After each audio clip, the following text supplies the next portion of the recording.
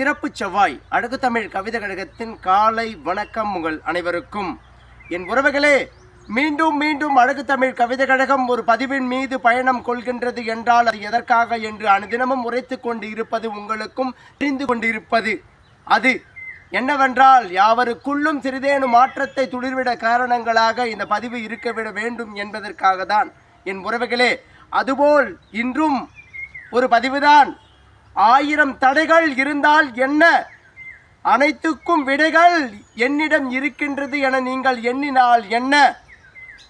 யாவருக்கும் சமமாக விரிந்தது இந்த பூமி, இதற்கு மீது எத்தனை வாய்ப்புகள் செறிந்து கிடக்கின்றது என உங்கள் திறமையை அதற்கோடு நீங்கள் காமி என்று அனுதினமும் உங்களுக்குள் ஒரு ஆற்றல் புதிதாக எழும்பும் வண்ணம் இருந்துவிட்டால் இந்த உலகத்தில் உங்கள் இலக்குகளுக்கு சரியான தீனிகள் கிடைத்திடும். எப்பொழுதும் இந்த வாழ்த்தடம் பிறரை எதிர்பார்த்தேதான் காத்து கொண்டிருக்கின்றது. ஒரு இலக்கை முடிக்க இன்னொருவர் பிறப்பார், இன்னொருவர் இலக்கை இன்னொருவர் முடிப்பார் என்றுதான் ஒரு உச்சமான வாழ்நிலைகள் இங்கு இருந்து கொண்டிருக்கின்றது. சாதனைகள் படைப்பவர்களெல்லாம் இன்னொரு சாதனையாளர்கள் வந்து இதை முறியடிப்பார் என்றுதான் நினைப்பார்கள். அதுபோல் இந்த மண்தடம் மீது பிறந்த நாம் யாவரும் நம்மை எதுவும் நாம் வலிமையாக இருத்தல் வேண்டும் என்ற எண்ணத்திற்குள் வளர்த்துக் கொள்ள வேண்டும்.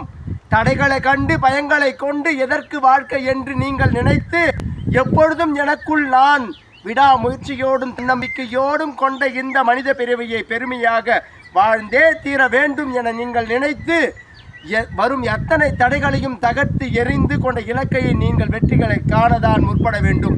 என் உறவுகளே, மண்தடம் என்பது யாவருக்கும் வாய்ப்புகளை அள்ளி கொடுத்திடும் நிலைமையில்தான் இன்றளவும் உள்ளது. இதன் மீது எத்தனை இயற்கை வளங்கள் யாரிடம் கேட்டு இங்கு உதிக்கின்றது? யாரை கேட்காமல் இயற்கை இயற்கையாகவே தான் உள்ளது.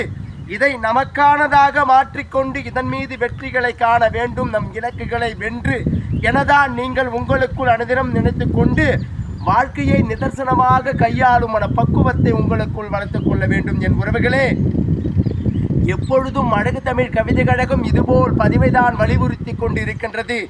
இந்த பதிவின் மூலம் எவரேனும் ஒருவர் திருந்தி அழகாக வாழ்க்கையை வாழ்ந்து விட்டேன் என பதிவில் சொல்லுவார்கள் என்றுதான் அனுதினமும் அழகு தமிழ் கவிதை கழகம் உற்சாகமான பதிவை பதிவு செய்து கொண்டிருக்கின்றது. அதை உங்கள் மனதுக்குள் பதிவு செய்து கொண்டிருக்கின்றது.